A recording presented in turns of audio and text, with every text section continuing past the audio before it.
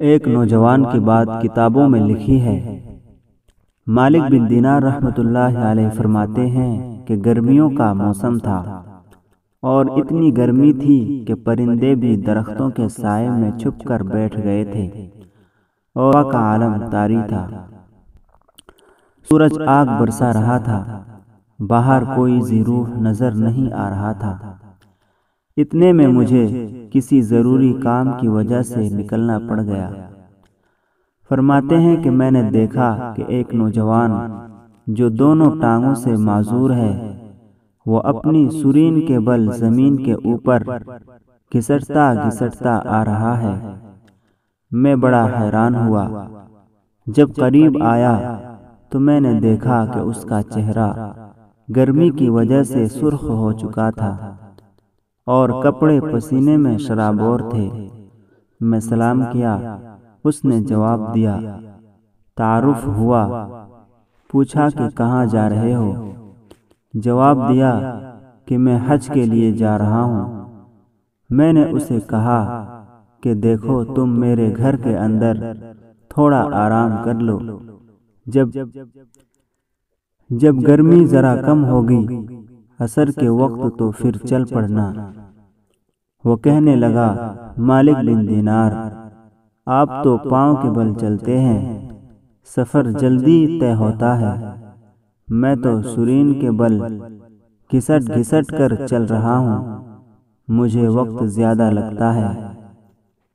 مجھے ڈر ہے کہ ایسا نہ ہو کہ سفر لمبا ہے، مجھے وقت زیادہ لگ جائے اور کہیں حج کے ایام ہی نہ نکل جائے، اس لیے میں راستے میں رک نہیں رہا۔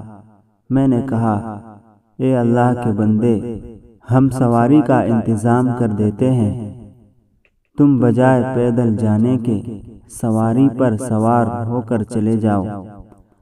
کہتے ہیں کہ جب میں نے یہ کہا تو اس نوجوان نے غصے کی نظر سے میری طرف دیکھا اور کہنے لگا کہ مالک بن دینار، میں تمہیں عقل مند سمجھتا تھا، آج پتہ کہ تم عقل سے بالکل عاری ہو۔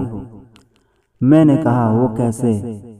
عرض کیا کہ تم بتاؤ، اگر کسی غلام نے اپنے مالک کا جرم کیا ہو، نافرمانی کی ہو اور پھر وہ سوچے کہ کو منانے کے لیے جاؤں، اب مجھے بتاؤ کہ اس غلام کو سوار ہو کے جانا اچھا لگتا ہے یا پیدل؟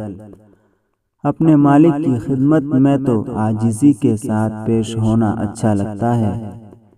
مالک بن دینار فرماتے ہیں کہ مجھے اس کی بات نے حیران کر دیا۔ خیر، وہ تو چلا گیا اور میں بات بھول گیا۔ فرماتے ہیں کہ میں نے اسی سال حج کیا اور میں جب شیطان کو کنکریاں مار کر واپس لوٹا، میں نے دیکھا کہ ایک جگہ مجمع ہے۔ میں نے پوچھا، کیا ہے؟ وہ کہنے لگے، ایک نوجوان اللہ سے دعائیں مانگ رہا ہے اور اس کی دعائیں ایسی عشق و محبت میں ڈوبی ہوئی ہے، لوگ کھڑے سن رہے ہیں۔ میں نے کہا کہ ذرا مجھے بھی دیکھنے دو۔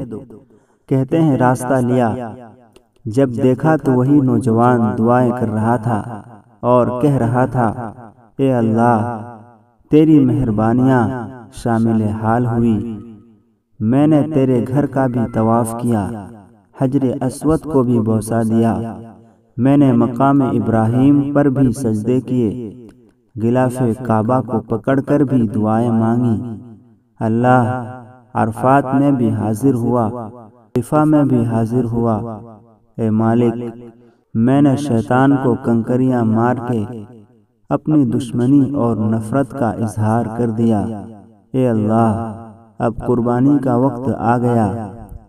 یہ ارد گرد سب ذی استعداد لوگ کھڑے ہیں، یہ جائیں گے اور جانوروں کو قربانی کریں گے، اور اے اللہ، تو جانتا ہے کہ میرے پاس تو احرام کے کپڑوں کے سوا کچھ اور نہیں ہے۔ اے اللہ، آج میں اپنی جان آپ کے نام پر قربان کرنا چاہتا ہوں، میرے مالک، میری اس قربانی کو قبول کر لیجئے۔ کہتے ہیں مجمع کے سامنے اس نے یہ بات کہی کلمہ پڑھا اور اس کی روح پرواز کر گئی۔ اللہ کے چاہنے والے ایسے بھی گزرے ہیں۔